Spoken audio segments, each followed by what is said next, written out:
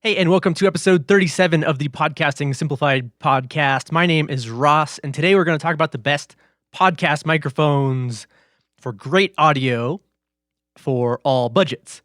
But first, last episode, I mentioned that we were going to highlight some deals that are starting to go live for the Black Friday, Cyber Monday holiday coming up. So there's a couple that are live now, or you can kind of get started checking out. And then next week, we're going to take a much deeper look at all the stuff that's available because there will be a bunch. But for now, I want to let you know that the Interact quiz software. So I have a podcast hosting quiz, and I'll leave a link to that in the episode, in the show notes, in the episode description. So the quiz software lets you make quizzes or polls or things like that you can embed and share. It's really easy to use, and I have a lot of people have fun taking the podcast hosting quiz to figure out which podcast hosting service is best for them. So you can get a 20% discount on annual plans right now through November 30th. So I'll leave a link to that. The next one is Opt-in Monster, which allows me to collect emails, and I use that all over the website as well.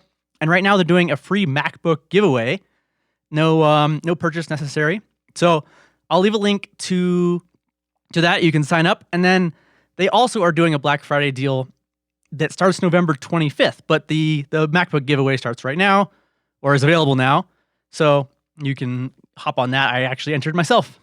The next one, the next couple that I've just seen a few things come through is B&H has tons of deals on pro audio and recording equipment, stuff like that. And they already have a page live for all the deals, so I will give you a link to that. And then also Amazon has had a ton of deals go live already, and has new ones coming up all the time, all the way through the holidays. So I will also leave you a link to that one, and you can check out all those. And then next week we'll go into a lot more detail about some of the deals you can take advantage of. Now let's get into the best podcast microphones. So I have a ton of people ask, "Hey, what's the best microphone, or what do I need to get started?" And really the good news for most people is that the answer is easy. I would recommend the Audio-Technica ATR 2100 USB. It has both a USB and an XLR connection.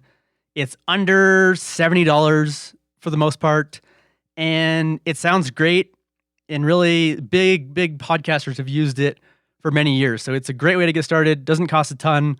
As far as microphones go, they can go up, $400, $500, $600 easily. But you don't need to spend that much.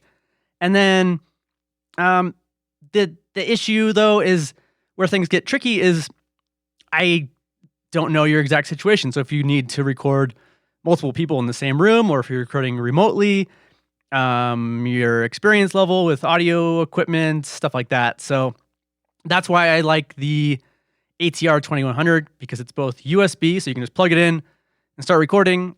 And it has an XLR connection, which means you can hook it up to a mixer or an audio interface and, configure it how you want, get even better audio quality. Maybe, you can even do that down the line. So maybe you start out with USB, use it for a while, and then you want to add a preamp or a cloud lifter plus an audio interface. You can do that over time. You don't have to just buy all that stuff right away. So really nice way to go. And then the next one is actually really similar as far as audio quality and how it's set up. It has both a USB and an XLR input. So that is the Samson Q2U. And I've a lot of people outside of the US get that one because you can't get the ATR 2100 outside the US. So little kind of quirk there. But they both are excellent, and I have them both. I've tested them out, and they're both great. I actually will leave a link to the ATR 2100 review as well, so you can check that out. The next, and then we're going to go down the list of other USB microphones to start out with, and then we'll jump down to XLR. And I don't have a ton here. I didn't want to overwhelm you with 400 different options because there are a lot, but I just wanted to leave a couple of my favorite ones specifically for podcasting. So the next one is Rode NT-USB. And this one, kind of a nice package. It has a nice pop filter windscreen built into it. It's a cardioid mic, which is ideal for voice recording. It has a little tripod, a 20-foot USB cable, and a travel pouch. So nice there. You get whatever I recommend, a USB microphone. I want it to have a headphone input so that you can monitor your audio without any weird delays going, through your computer or something. So that's kind of my one thing that I recommend when you look for USB microphones. And there's other things you can look at. Some have gain control, some have some ways to blend the audio between your computer and your voice. Stuff like that can be useful if you think you would use it too. And the Rode does have that kind of blending feature. So those are the USB microphones I want to recommend. That's it. As far as those go, we're going to go jump down to XLR-based microphones. And remember, you will need an audio interface or a digital audio recorder or mixer or something in order to record these either onto an SD card or directly into your computer. So the first one is the Rode PodMic. And this is a relatively new microphone from Rode. It comes in just under $100. And right now, it's my favorite XLR podcasting mic, especially for beginners. It's a dynamic cardioid mic, has an internal pop filter and shock mount. So little things that will just make your audio quality that much better. And it's really great. It's small, but it's dense, it's heavy, it's built well. And you will need a boom arm or a stand or something in order to use it because it doesn't come with that.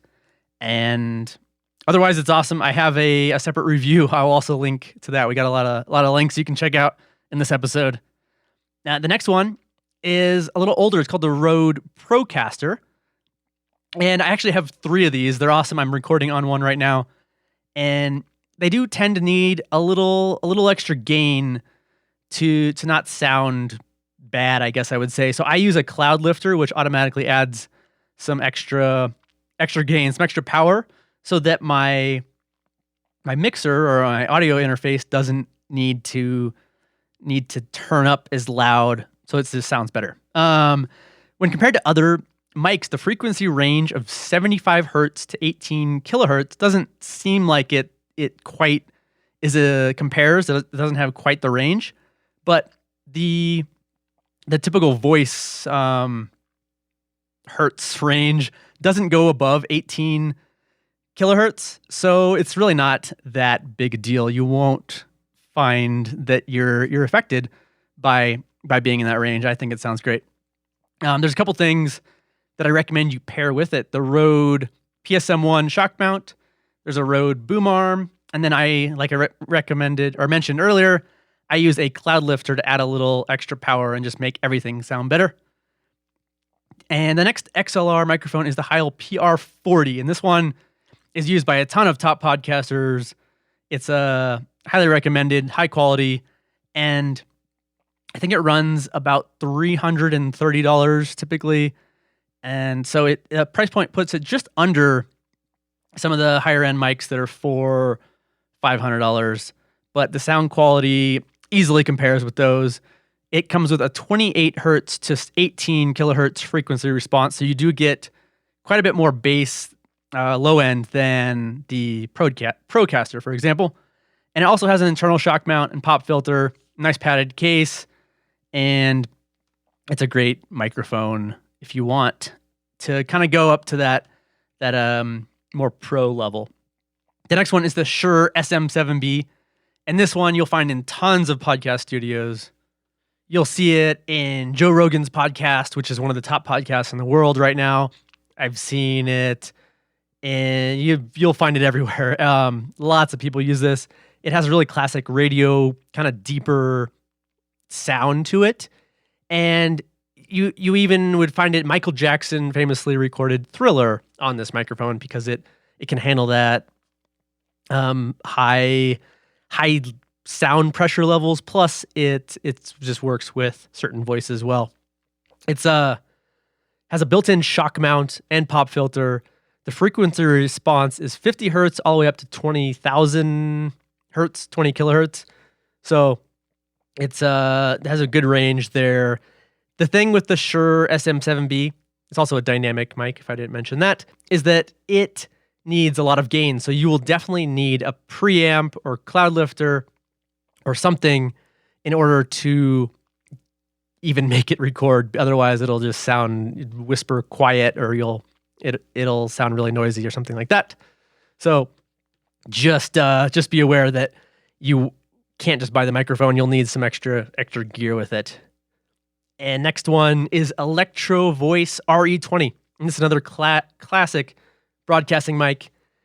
And it kind of makes it unique is it has a feature called Variable D that it really gives you some flexibility with your mic technique. So if you get off center, like I am now, it'll still sound good. So you don't have to be perfect. It's easier if you're maybe having an interview and you're talking to someone and you turn your head, it'll still kind of give you some of the same sound that you would have if you were talking, perfectly. So it's great actually for both beginners and pros. And you will need some accessories with this one. There's Electro Voice makes a 309A shock mount, a WS-PL2 windscreen, and then a boom arm and a preamp are highly recommended for this one as well. It needs some extra gain too, but it is you'll find it in radio stations everywhere. Kind of has that classic broadcast sound, the kind of deeper sound. So if that's something you're into, it is an awesome choice as well. One little note is that Heil with the PR series, PR40, actually designed their microphones to match the Electro Voice as far as width and accessories. So you can use the Electro Voice shock mount, for instance, on a Heil microphone because they fit exactly the same. So it's kind of one of those little things that's not mentioned a lot. I have mentioned it in an old article, but it's kind of cool that if those things are interchangeable, which is neat. Now we're going to move on to mobile podcasting mics. So if you're planning to podcast on the go, sure, you can use your earbuds or record right into your phone. But there's a couple mics that are kind of relatively cheap, but they'll sound a lot better than some of those built-in laptop microphones. And even with Apple's brand new 16-inch, they say they have a studio quality microphone, but I don't know if I would go quite that far. So I highly recommend getting, if you can bring a bigger one like the ATR 2100, it's still relatively small, easy to pack. That would be the way I would go. But if that's too big, or if you don't have it on you, there's a couple that are really small and fold up and actually clip right onto your laptop. So they make it a great way to record. So the first one is Samson Go Mic, and it's under $30, designed for travel. Like I said, it can clip on to your laptop or just sit on your desk. It folds up small, and it actually has two modes of cardioid, which is the front-facing kind of voice recording mode, or omnidirectional, which allows you to kind of use it as a conference microphone and have it, in the middle of your table. It'll pick up all directions equally. And it comes with a travel case and a USB cable. So a nice option just to have. I mean, for under $30, just throw that in your laptop bag and always have it with you just in case you need it.